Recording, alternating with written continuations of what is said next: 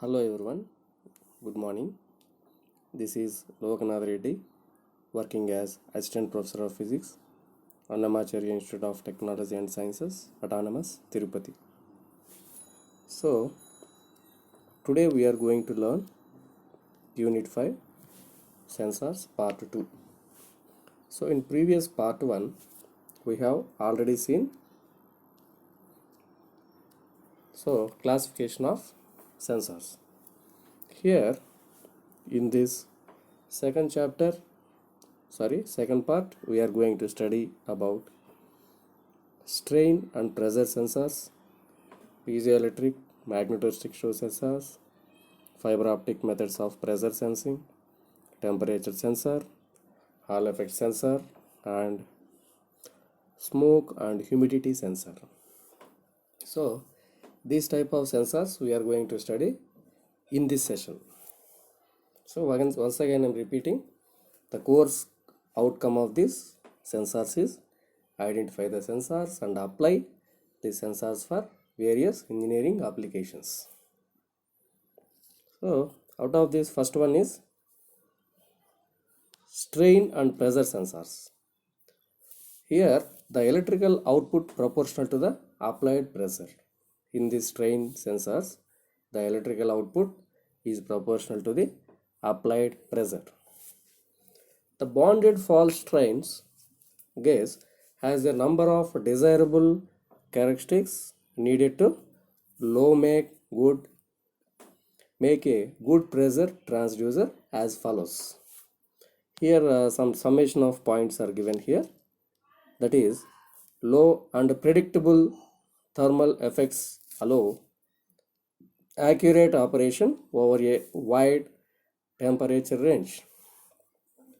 Strain gauges can be keep corrected by manufacturer to match the requirements of the manufacturer transducer. Small size and low mass allows operation over a wide frequency range, minimum sensitivity to shock effect. Because the strain gauge is fully bonded to the transducer's sensing element, there are no mechanical connections to compromise ruggedness dynamic performance. So like that, we have so many points related to the strain and pressure sensors. So strain gauges have an excellent repeatability and linearly over extended periods of time. So coming to the first sensor, strain gauge sensor. So you see the construction of the strain gauge sensor. See here. So this figure represents the construction of the sensor, strain gauge sensors. So here in this, coming to the construction, it consists of a structure which consists of different types of resistors are connected here. Different resistors are connected here. That resistors are going to envase. The resistors are going to expand here. We are using different types of resistors. And at the, as the name implies, bonded strain gauge sensors are sensors that are fabricated by the bonding a strain sensitive resistor to a metallic diaphragm. The technique used to bond the sensor to the diaphragm is critical, very critical. So it must hold to the resistor to the diaphragm without changing characteristics due to the aging, work hardening, etc. Constantly being flexed by the applied pressure or not returning to the original shape after being pressure cycled. Bonded strain gauge sensors have a built-in advantages in that they don't have be isolated from the working medium. And also The diaphragm also isolates the resistors from the working medium. These diaphragms generally stainless steel or some other resistance metal we are using. So both semiconductor and as well as metal foil resistors are used as sensing elements. Here some resistors are available: half bridge, full bridge, quarter bridge. So like that, quarter bridge also is available here. So this is the general circuit diagram which consists of strain gauge, fixed resistor. So three fixed resistors are available at and one variable resistor is available in the circuit diagram. This type of bridge is called as quarter bridge. And here coming to this half bridge. So this half bridge consists of how many fixed resistors? Two fixed resistors at the right side and two strain gauge resistors at left side. So that two resistors are R plus delta R plus delta R like that. And third one coming to this full bridge. So in the full bridge, all the resistors are variable resistors we are using. R plus delta R. R is the original resistance and delta R is the change in resistance. We are connecting it to the voltmeter. So the circuit diagram for this will be like this. Here in the structure we have seen insulator, diaphragm with bonded strain gauge. So half wave or full bridge, we already know that two resistors are connected to the bridge here, half bridge. In case of full bridge, variable, all the resistors are variable resistors. In half bridge, two resistors are fixed and two resistors are variable. And in case of quarter bridge, three resistors are fixed and one is variable. So coming to the construction, they are very pressure, high pressure, small diameter pressure passages can be minimized in the force the package has to withstand. The low and mid range sensors have a larger diaphragms and larger diameter pressure ports. So this type of sensor can be designed to measure very high pressures in excess of 10,000 psi. Coming to the operating principle,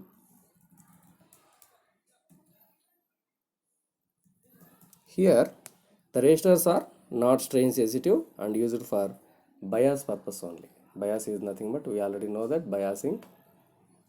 In previous section we already discussed about this biasing. So here resistors each side of the bridge should have the same temperature coefficient to minimize the offset temperature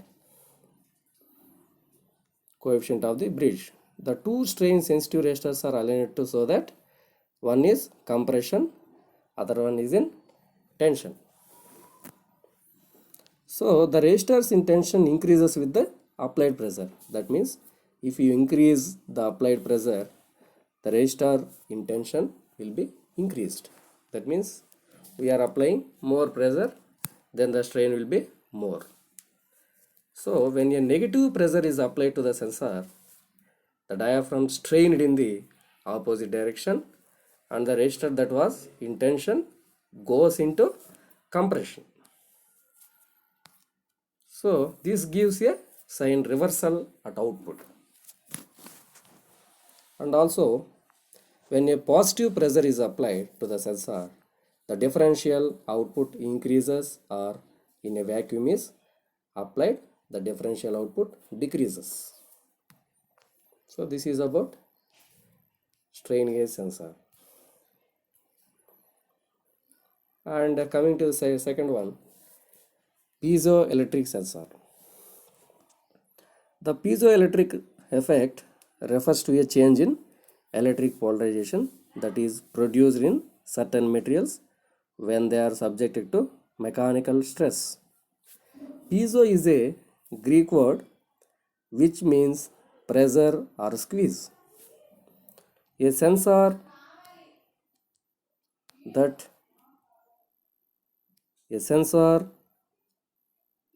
that uses the piezoelectric effect to measure the changes in the acceleration, strain, pressure and force by converting them into electrical change is called as piezoelectric sensor. So this about piezoelectric effect we already seen in ultrasonics chapter. So coming to the operating principle, see the diagram here. So this is the early design. First figure 1 is the early design and figure 2 is representing piezoelectric sensor construction. So it is a combination of electrical connector, housing, preload board, quartz crystal and diaphragm. Similarly, same parts are also available here: electrical connector, housing, preload sleeve and quartz crystal. So coming to the operating principle, in the early designs of piezoelectric sensors, a solid piece of quartz was cut and two surfaces were metallized for electrical contact. This structure was then mounted in a metallic housing that related to the crystal and was used as the electrical ground for the circuit. The end of the crystal and was used as the electrical ground and the end of the sensor was flexible to couple the pressure change to the crystal. When properly cut and oriented to its crystallographic axis,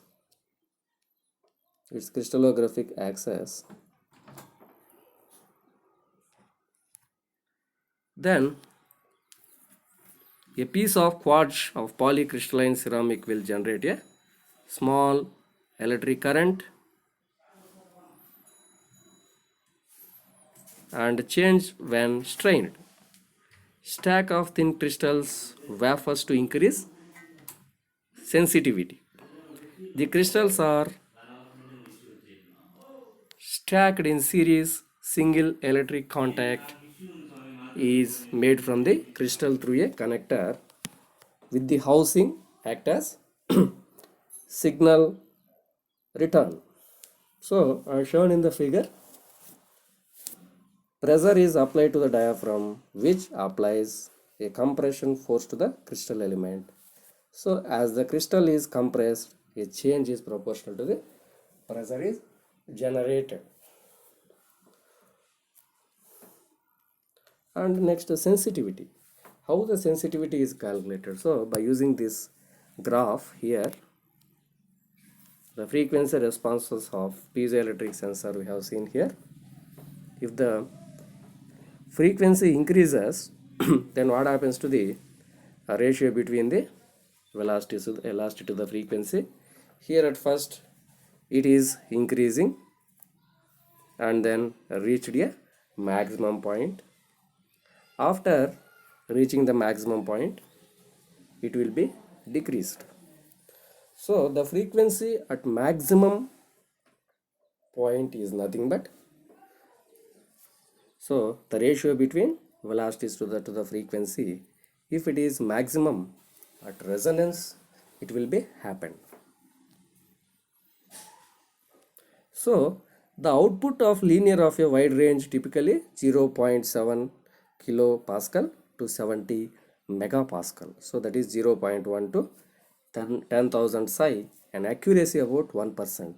Ceramic sensors are subject to a loss of sensitivity over time, but this is usually quite small, typically less than 1% per year.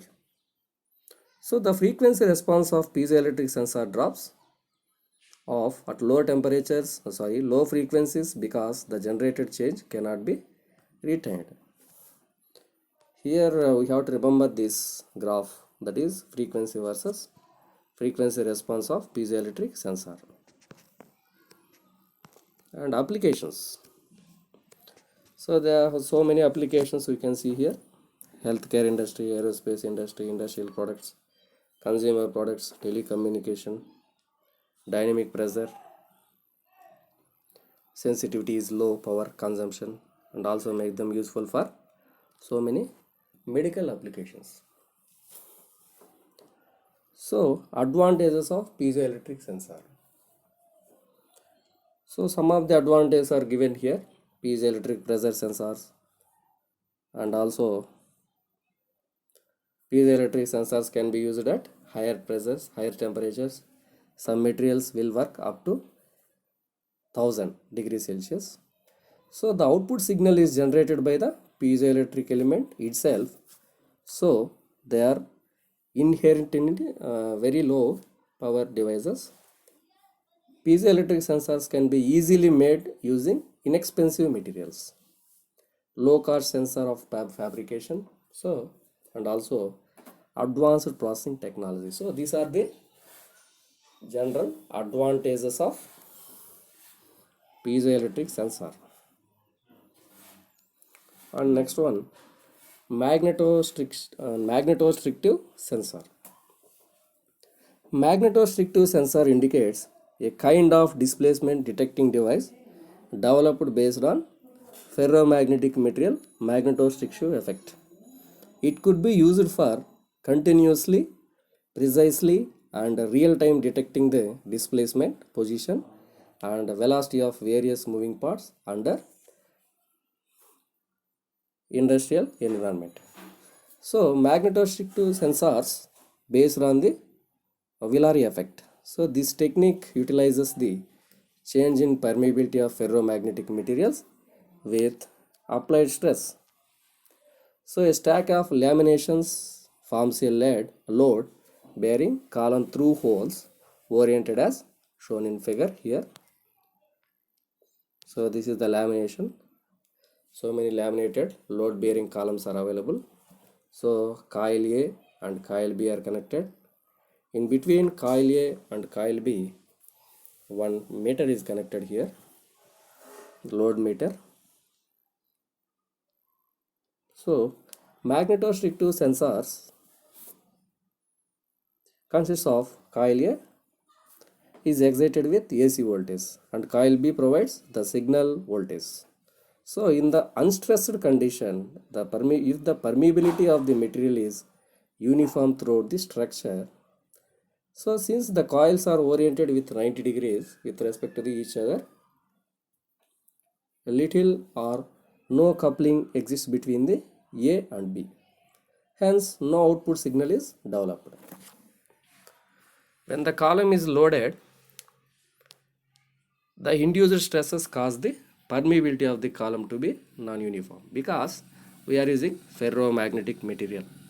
It consists of permeability, more permeability, that is which is very greater than 1. When the column is loaded, the induced stresses causes the permeability of the column to be non-uniform, resulting in corresponding distortions in the flux pattern within the magnetic material. Here we see the diagram. This is unstressed. This is coil A, coil B. See the unstressed coil. If we apply stress on the coils, then there will be a defective change in the coils. So this is the basic principle we can use. So this is the construction of, see this diagram. This diagram consists of construction of magnetostrictive effect, magnetostrictive sensors. So here we are using spring, magnetostrictive rod, etc. or permanent magnets we are using. So we already know that the hard magnetic materials are used to make a permanent magnet. So coming to the construction, already we have seen. Coming to the construction, the magnetostrictive rod surrounded by a cylindrical coil. Here we can see cylindrical coil. It is surrounded by a cylindrical coil. Is pre-magnetized by a permanent magnet and mechanically pre-stressed with a disc spring. Here we are using a disc spring. Here see, this is the disc spring we are using. The magnetic circuit is achieved with two soft magnetic plates at the bottom and the top of the coil here, as shown in figure. Coming to the operating construction here, large signal characteristics we are using.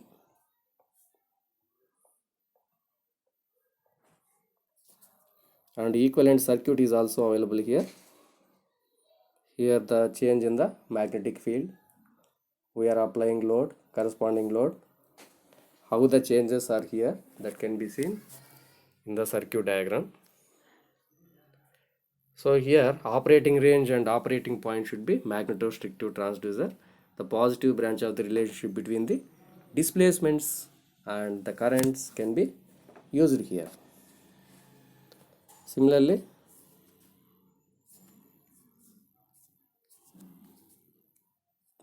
coming to this graph, here current values are taken along x-axis and phi values corresponding phi magnetic flux that can be taken along y-axis. Then it is up to 500 Newton what happens, up to 0 Newton what happens, operating point. So if we increase in the stress, then what happens to the phi value, that can be seen by using typical hysteresis characteristics. We already know that BH curve. Based on that BH curve, we can measure it. Similarly, this diagram is also, second diagram is also representing I value corresponding delta changes, how the change will be.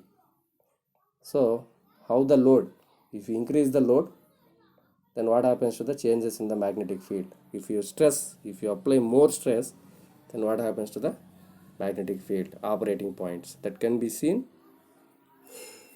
by using these two examples. So this is about the magnetostriction method for sensing. And third one, fiber optic methods of pressure sensing.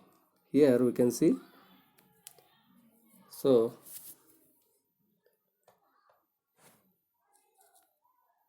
this is the basic diagram we are using, fiber optic methods of pressure sensoring. Here the fiber optic pressure measurement is versatile in many applications. So for many applications we are using this fiber optic sensor. So here we are using optical fibers for measuring the pressure. Its adaptability in biomedical area can be used to monitor pressure in the human circulatory system. The basic diagram of the system is shown in figure here. Here it consists of outer tube, input guide, output guide, and here we can see output guide, input guide. So this is fiber optic type sensor measurement system, as already we have seen in our laboratory. So this is the basic diagram we are using. So in this measurement system, input and output optical guides arranged as shown in figure. Whenever we pass a light from the input guide, here we are passing the light through the input guide, then which on emergence is reflected from a flexible membrane. The membrane can be made of aluminized plastic formed as a film here.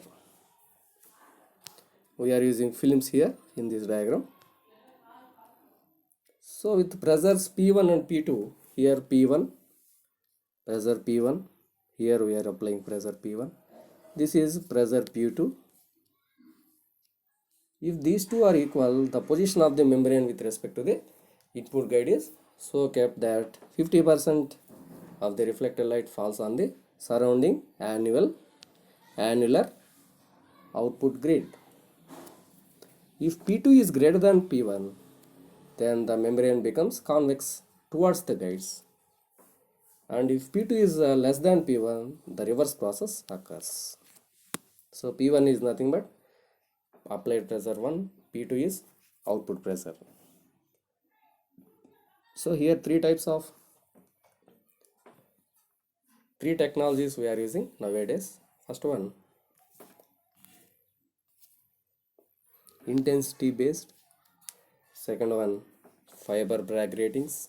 And third one, Fabry Perot. So there are technologies are presently for pressure measurement fiber optic sensors. Coming to first one, intensity based. So intensity based pressure sensors were probably one of the first pressure optical fiber tip is collected by OFS, so optical fiber pressure. The principle behind in this sensor is the light emitted by a multi-mode optical fiber tip is collected by another after reflecting on a diaphragm, deflecting with pressure. The intensity of the collected light is independent on the core diameter and also position of the optical fibers as well as on the numerical aperture, but it is also directly related to the distance separating the fiber ends and the reflecting diaphragm, allowing direct pressure measurement. The light intensity increases rapidly from 0 to reach a maximum where diaphragm plane matches the position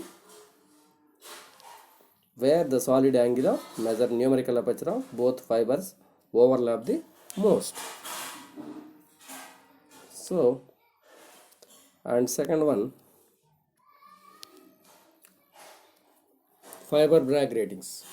Here we can use fiber grating FBG sensors are commonly used by two ways. One consists of attaching the FBG fiber to a flexible diaphragm, either orthogonally or always imply bulky sensors. So like that, some explanation is given here related to that fiber Bragg ratings. And finally, however, some interesting ones involving FBG sensors could be found in the biomedical field, mostly related to the evaluation of pressure in rigid structures involving bones or dental implants. And last one, Fabry Perot. The Fabry Perot interferometer is an important application of multiple wave interference in optics. Each time the light encounters one of the surfaces, a portion of its beam into multiple beams which interfere with each other. So there the remaining part of the light will be reflected, some of the light will be transmitted out. So that's why the net effect is break a single beam into the multiple beams which were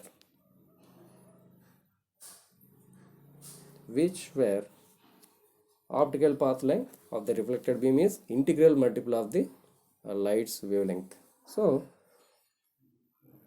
more is the number of reflections inside the cavity, sharper is the interface maximum. So interference maximum here. So next concept, temperature sensors. So these sensors are used to measure the temperature.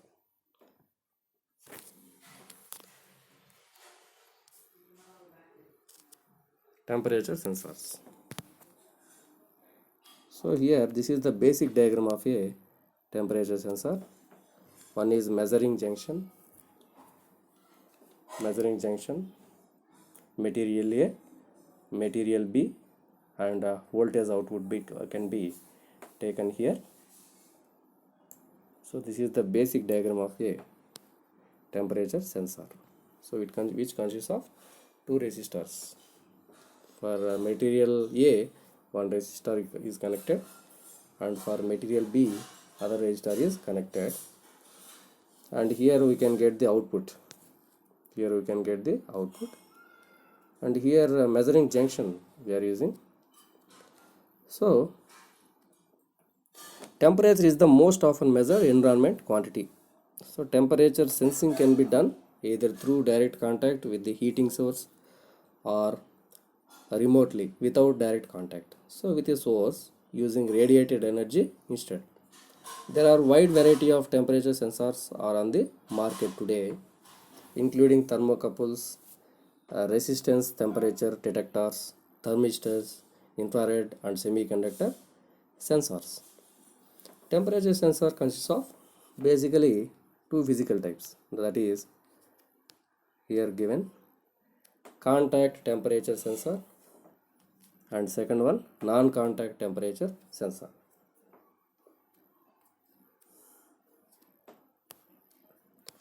So by taking account there are four types of temperature sensors are available: negative temperature coefficient thermistor, resistance temperature detector, thermocouple and semiconductor based sensors. Coming to the negative temperature thermistor, an NTC negative temperature coefficient thermistor provides a very high resistance at low temperatures. As temperature increases, the resistance drops quickly because an NTC means negative coefficient thermistor experiences such a large change in the resistance per degree Celsius. Small change in the temperature reflected very fast and with high accuracy, that is approximately 0.05 to 1.5 degrees Celsius. Because of its exponential nature, the output in NTC thermistor requires linearization. The effective operating range is -50 to 250 degrees Celsius for gas encapsulated thermistors or 150 degrees Celsius for stand. Next, resistive temperature detector. So similarly, all the thermocouple means we already discussed in previous section. So two dissimilar metals we are adding. So potential difference V out is equals to V1 minus V2, that we already seen here. So resistance temperature detector also, change in the temperature can be detected here, either nickel or copper we are using.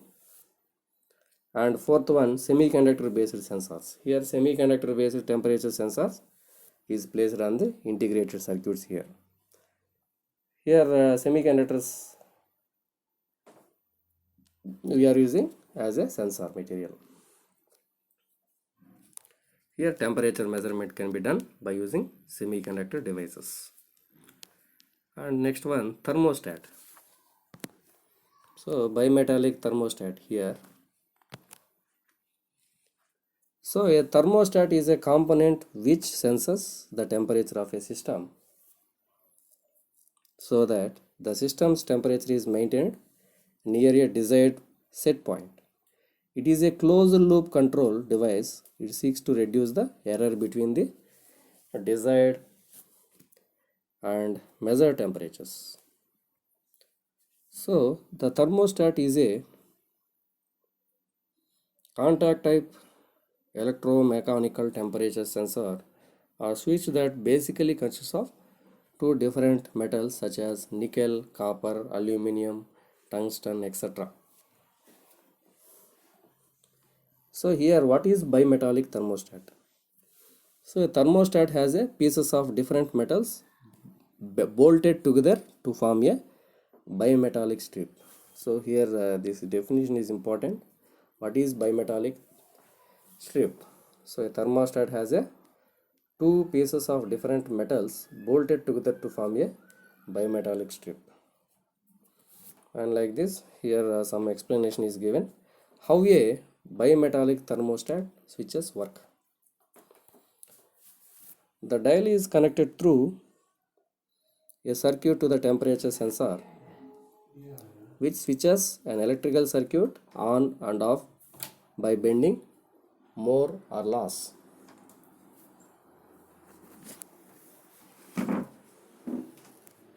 The strip carries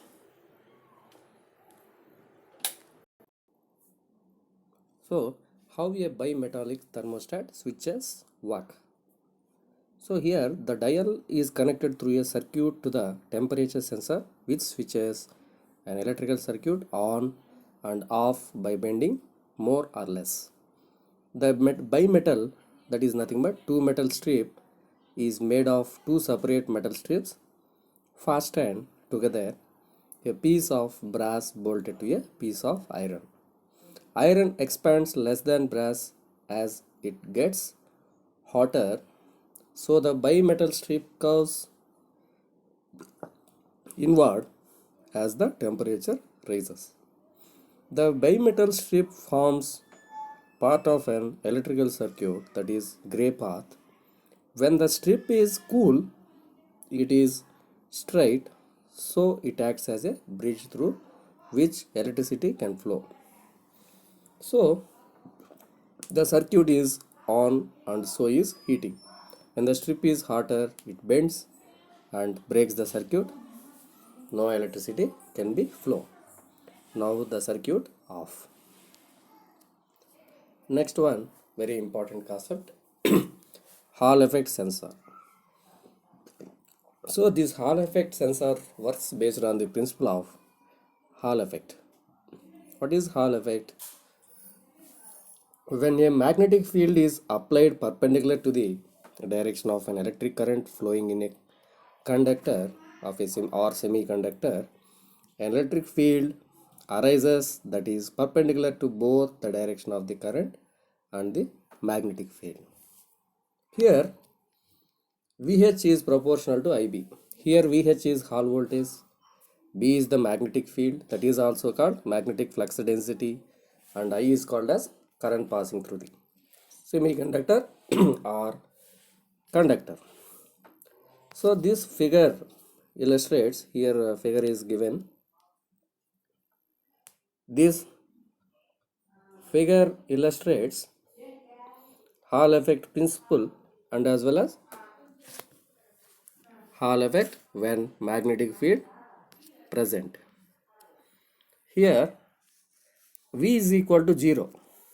Hall effect principle. Here V is equal to 0. V is equal to 0 means potential difference equal to 0. Why potential equal to 0 here? So this is a simple inexpensive term here. Why V equal to 0 here? So when there is no thin sheet of semiconductor material through which a current is passed here, the output connections are here perpendicular to the direction of current. When there is no magnetic field is present, here no magnetic field, that's why if there is no magnetic field, there is no output, that's why V equal to 0. Here when the magnetic field is applied, in the second diagram, when the magnetic field is applied, then some potential difference will be produced. So the interaction of the magnetic field and the current is shown in as equation, already we have seen. This is the equation.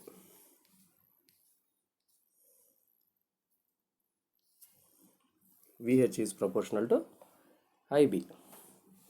So basic Hall sensors, basic Hall effect sensors are nothing but, we have to see here, this is the basic Hall effect sensor. It consists of regulator, voltage regulator, Hall element, differential amplifier. Here we are giving V input, that is voltage input here. Output voltage can be received at other side. So these are simple, inexpensive and electronic chips that are used in all sorts of widely available gadgets and products. The Hall element is basic magnetic field sensor. It requires, this is the Hall element, it requires signal conditioning to make the output usable for most applications. The signal conditioning electronics needed are an amplifier stage and temperature compensation. Voltage regulation is needed when operating from an unregulated supply. So the below figure, this is the second figure. It is also same, but the main difference between first diagram and second diagram is basic Hall effect sensor.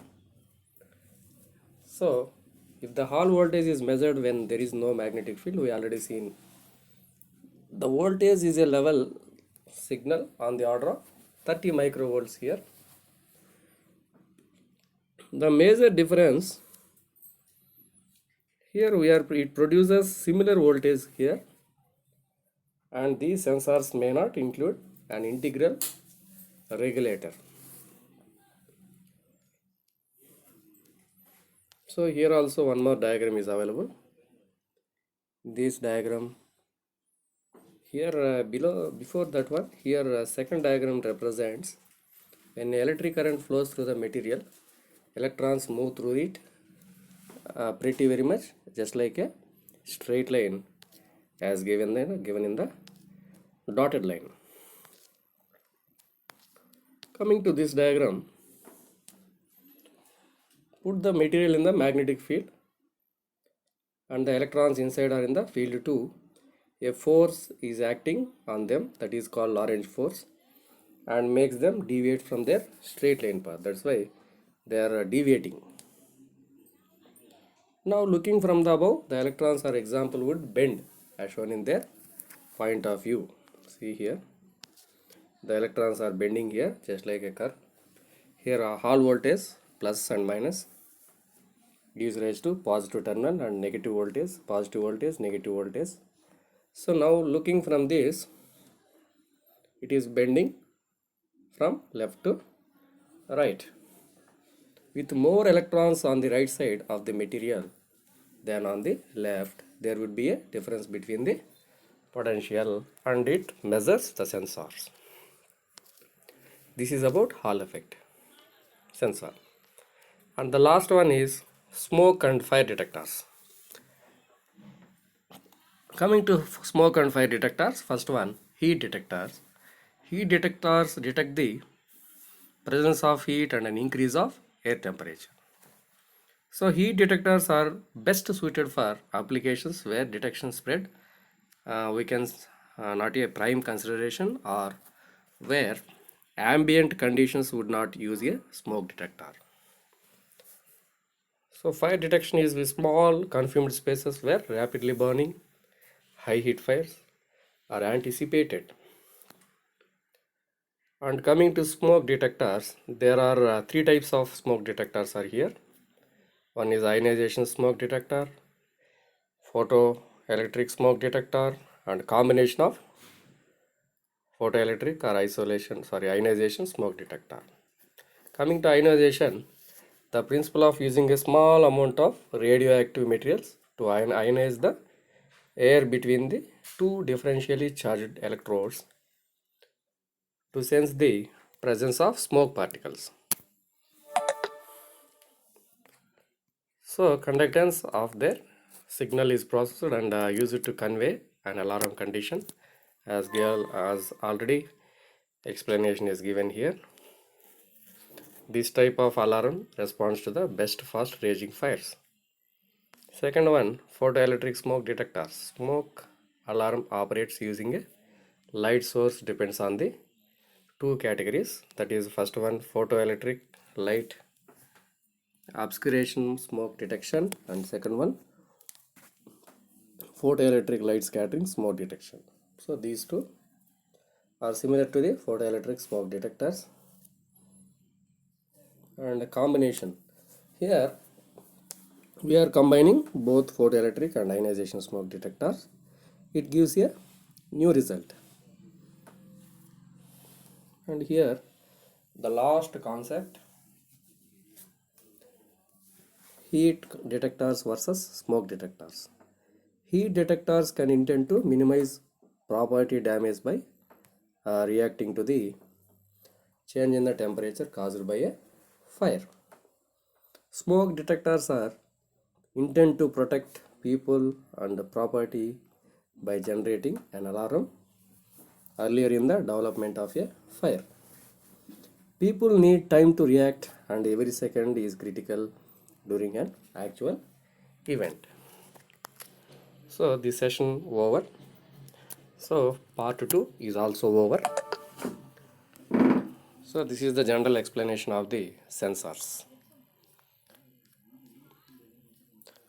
So the sensors is nothing but two parts, first part, second part. So it is completed. Thank you very much.